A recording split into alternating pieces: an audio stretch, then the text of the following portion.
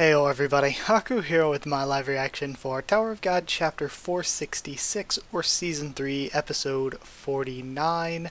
As always, super excited to read. Wasn't expecting to be a little bit behind on this one, so sorry about that. But I saw in the thumbnail for it Yuhan Sung, so I was excited, like, those of you that have been watching a while would know that Yuan Sung is like one of my favorite characters, but then thinking that, I thought to myself, you could kind of get that through my reviews and read-throughs or live reactions, whatever, but I haven't done a favorite character type of video since like 2016. It's been 4 years, and in 4 years, most of the characters who now I would totally be considering for a favorite characters video weren't even around in the story. Back then, when I made my favorite characters video, my favorite character was Anak, and Anak hasn't done a damn thing in the entire comic for these 4 real-life years, which is a tragedy, not the point I was trying to make, but just tragic that Anak has not done a single thing in 4 years in this comic. But yeah, characters who I would consider, like if I were making a favorite character video, which I would hope to do at some point soon, like characters like White would definitely be way up there, or Kelhelm, or Yama, or even potentially Evan Keller Calavan. They weren't even around when I was doing that. But yeah, either way, let's go ahead and read, see what we get here. So we're starting off with a panel that just says the part of the wall with Yama. So telling us where we are with this one. We have swoosh sound effect. And more of, I'm assuming this is Cha's attack again, I really like the coloration of Cha's attacks. I don't know, just the colors look really good, and I don't feel like we've seen other ones that look like that. But in general, like I mentioned with the random scrub, who was it, Kehelman, that got killed a chapter or two ago, like, all of the attacks always have really, really cool visuals to accompany them. But we're seeing the division commanders here of Squadron 5. What a terrifying attack. Is that the rebel hero who was sealed in the wall? Or rebel hero who was sealed in the tower? If we're all gathered up, we'll all get hit at once. Spread out, guys. Is that the hero? Says Yuan Sung. Seeing that he's not attacking us, he must know who's who. And I like that they were afraid to wake him up because of how sketchy waking him up could have been, and yet he's the one actually willing to work with Bomb and everything. And yet Dawan's the one that they were like, we don't want to wake her up, but if she does wake up, we could team up with her. And no, they totally couldn't. I like how that's been totally reversed. Alright, the hero's awake. What happened to the rankers in the wall? He beat them all in the blink of an eye. Holy crap. And of course we're having, I forget their name, the chairman of this wall. I'm coming after, Kalrahim, that's what it was. I'm coming after you first, Yellow Mouse. Right? Why is he suddenly so fixated on me, thinks Yuan Sung, blocking an attack. And now we have Karaka going after this other one. This one was Kendrick. The first one that went after Yuan Sung was I think he was Haracha. I know one was Haracha and one was Hasacha. I think the Haracha was the male one that has like the cat whisker markings. Too bad. These kinds of attacks don't work on me. And he looks like maybe he's one of the snake people from the oh wait, he's not one of the Lopobia though. I don't know, cuz it's like he's just getting squished through. All right. I can dodge any attack if I have even the slightest room to move. I don't like this guy, thinks Karaka. And now we have the girl Hasacha, I believe, up against Paul. Alright, I like these matchups. I hope we get to see more of them. 52nd floor, the Nest 1. I didn't expect an all-out battle like this. I guess the mission is to capture just one of the heroes anyway, thinks Yusracha. The Haracha, Hasacha, and Yusracha stuff is really messing with my brain trying to read here. I expected him to come charging at me, but he's not. He's attacking from a distance and keeping an eye on the situation. He might have noticed that we're after him. He won't be as easy to capture as I thought. Squadron Commander Yusracha, and a call comes over to him. We just received orders from HQ. They told us to abandon the operation and retreat immediately. Retreat? What do you mean? I'm not even done with the mission yet. I'm not sure exactly why, but HQ's been following the progress of what's happening here, and after seeing what happened in the other part of the wall, I guess they decided there's no point in continuing the operation on this part. What? They ordered us to retreat and meet at a certain rally point. Rally point? They must know that they can probably use Dewan to their advantage, especially against Cha, and know that it's not worth trying to fight all the K9 people and their allies and Cha all at the same time, when they can regroup and have a stronger force. Rally point. What's going on? Something's wrong.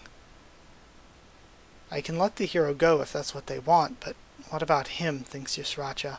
I was really hoping to deal with him right now, of course thinking about Yama. Maybe I'll just scare him badly enough that he'll never even think about attacking me again. I know it's sudden, but I'm going to have to go now. You've been wasting too much time anyway. What? It's time to end this now. Alright. Wait. And it looks like he's going to have Kanzone kill himself. Stop. I'll fight you instead. What are you doing, Yama? Stop it. Nevinkel's trying to stop him. Let go of me, damn it. Don't do anything stupid. He's not going to let the K9 people live anyway. Adios. Oh, and we're seeing the blood after the firing. And Yama looking shocked. I actually like this, what it could do for Yama's character. Because he did all this to protect the K9 people. And then shit like this happens. And we see Kanzone falling. Kanzone! And Yama's crying for him. Inside the cage. Oh, and the K9 people are all starting to kill each other, of course. Except for Varagarv, who was immune. The K9 people are killing each other. That's crazy. And we see just the bodies around the statue of Yama. How can this be? And now we have Verdish and Jordan. I'll take these dogs with me. Oh, Verdish, Jordan, and Tall we're seeing, so I wonder if they're taking Grande as well. If you follow us or get in the way of our retreat, I'll start killing them, one at a time. That cowardly son of a bitch. Let's go. Squadron 5. HQ ordered us to retreat. Huh? Retreat? Why all of a sudden? Hurry up and get back here. We're gonna warp. They're suddenly running away. Should we go after them? And we're seeing, Yuhan Sung, Doom, Paul, Karaka, and I just got so hyped at seeing just the tiny sleeve of Death Lady. Why do I like Death Lady so much? Forget it. They've got even more troops behind them. Stop right there, you goddamn cat. Yama, mark my words, Big Mutt. I hope you'll remember what happened today, and never show your face around me again. Just be a good boy and stay in your cage, like always. I'll kill you. And I love that this sets up Yusracha as a huge villain for Yama specifically, but it kind of almost brings Yama up to Bomb's ally main character-ish status, because we got all this development for him wanting to protect the K9 people, and then all of this development led to 3 or at least 2 of his closest people being taken that we're seeing specifically in panel here. 2 of his closest people being taken, 1 of his closest people dying after the other Gado had already died, but he was kind of a traitor anyway, and all of the people he sought to protect killing each other because of Yusracha. So it sets him up on an arc to have to go after and find a way to defeat Yusracha, which is great.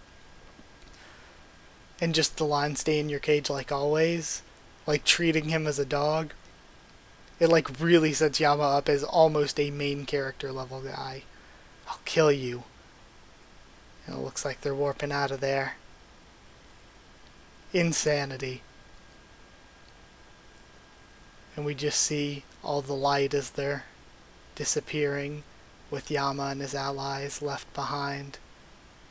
And Yama Yama is one of the best characters. Also, this makes me think, what happened to some of the others like Ruel Mon? But, because we haven't seen him in like forever. But now we're seeing again the statue of Yama with the bodies lying around it, which is such a great visual. And then the hallway where they all met when they first came to the cage.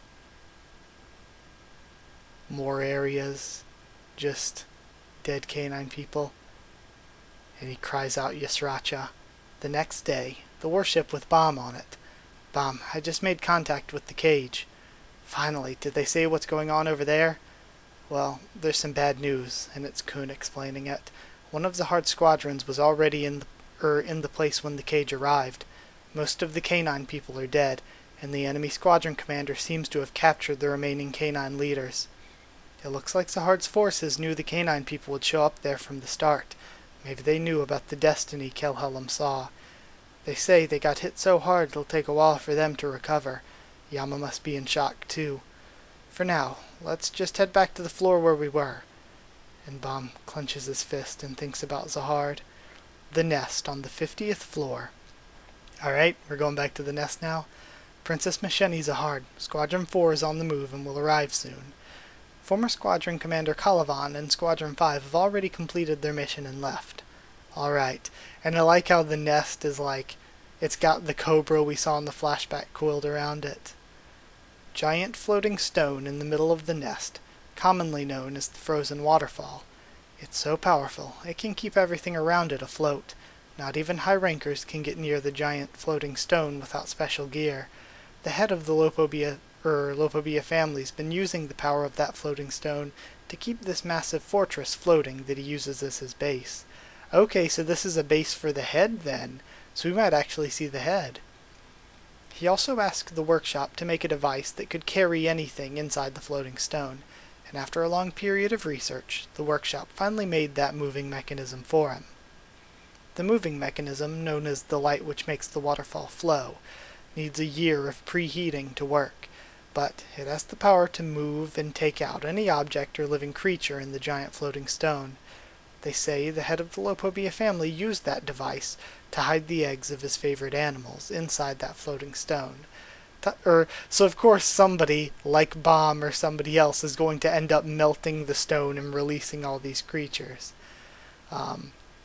Inside that floating stone, time stands still, so the eggs don't hatch and people don't age. It was the perfect place to hide the eggs. Now, of course, all the eggs have hatched, and there aren't any left, though. Oh? So now that it's not needed anymore, my father asked the head of the Lopobia family to use it as a storeroom to hold on to the things he wants.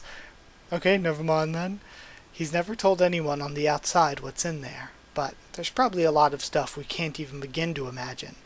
I'm more interested in this.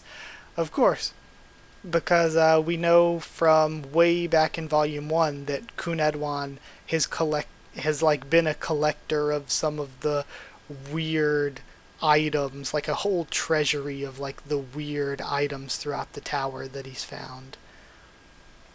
This is where Ha Jinsung will be kept too. He may look like other heroes who were sealed away, but he's a bit different. Even if he's from FUG, Ha Jinsung's from the Ha family and knows the 10 great family heads. There's a chance he might be useful as a bargaining chip in the negotiations with the Ha family over the problem of Princess Yuri.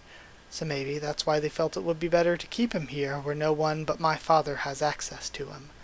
That's just the excuse they tell everyone, of course. I think HQ expects that irregular to find out about this information that only me and a few others know about, and come here looking for Ha Jinsung. If that happens, their real goal will be to lure the boy and his teammates into this fortress, so they can slaughter them all. I wonder whether they'll really show up here. What could that irregular boy possibly do here? He may not have much power yet, but he's clearly shaking things up. And I like that we're seeing Yama, because of course, even though Bomb isn't ready yet, he has all these allies who could at least kick off the first stage here at the 50-something floor before we move on to higher floors in the tower when Bomb and his allies that are regulars are at that level and ready. Rage will lead you into battle. I want you to become a vast wave of anger, like you've never seen before, because the stronger the wave, the more fun it is to destroy. This was a really good chapter. I love the way I already mentioned it, how it just secured Yama's development up there is like, and even showing him and Bomb both there at the end sets him up as kind of a, maybe not permanent main character, but a main character for now. That I think is really cool. Because like I said, we might get into a situation where there's two entire squadrons of Zahard's army. And we know the squadrons are incredibly, incredibly powerful.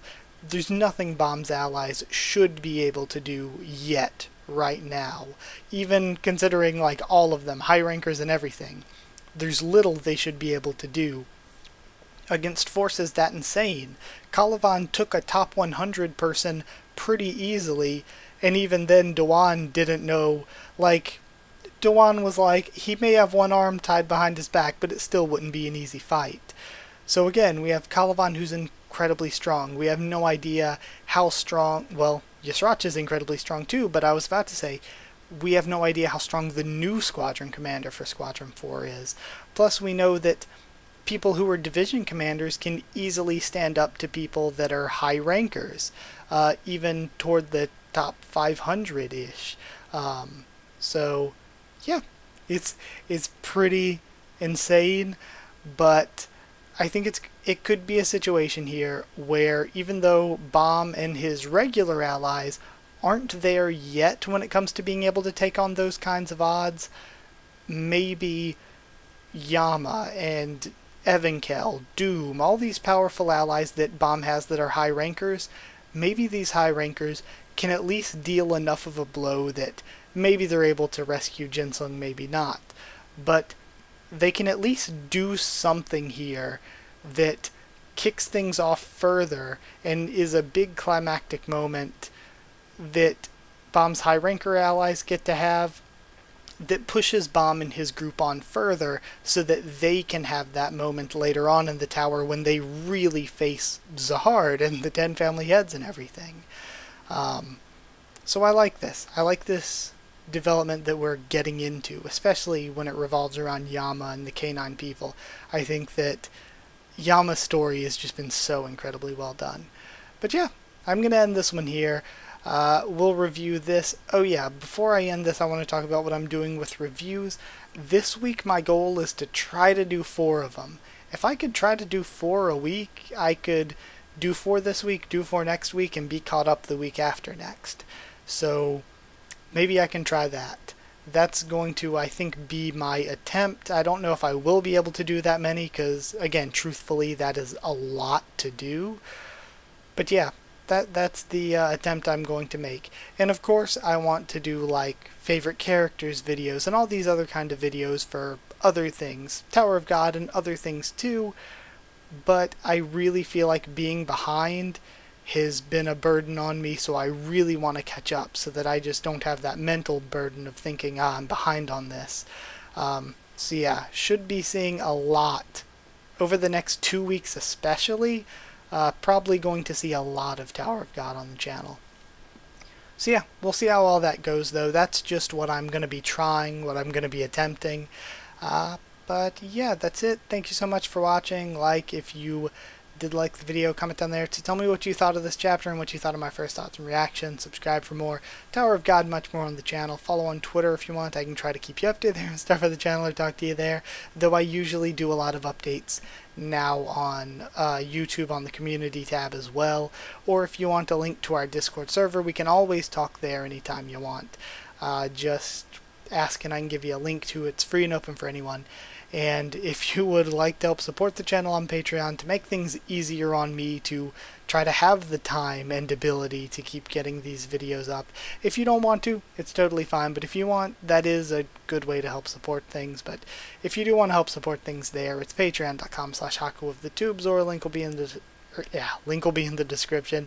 But yeah, that's it. I loved this. It was kind of a sad one. I'm not like big happy smiley energy.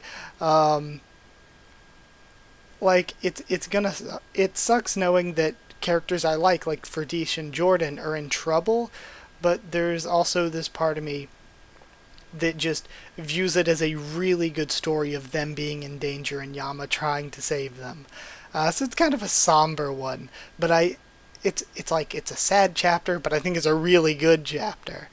Um, I like seeing the good guys actually kind of on the ropes and not doing too well, because that's something that, again, I'm getting off topic and going further into discussion when I should be ending this, but that's something that I think is one of the biggest things Tower of God has struggled with in the past, is having the main characters win too much. Too often we see Bomb just win. Um, and that isn't necessarily really as impactful is when you see your main characters lose and take a loss, and that just makes you want to see them win. It makes when they do win so much sweeter. It's like, to compare it to One Piece, I feel like in One Piece, Luffy or the Straw Hats lose at least once against every new villain before they come back and beat them. So I kind of think that's something that Tower of God has struggled with in the past, but this is a good sign to see the main characters. It's not like they got destroyed or any. Well, I guess the canine people did get pretty destroyed. It's not like the main characters were totally demolished or embarrassed or anything, but they definitely didn't win in this situation at either of the walls. They might have Cha on their side now, but it definitely doesn't feel like a win at either wall. And that's going to make it so much sweeter when they do finally take down Yasracha, settle things with Dewan and Calavan, maybe save Jinsung. It's going to make it so much better when that happens, because we've had this moment of defeat. But yeah, I loved it. Thank you again for watching, and I'll see you all next time.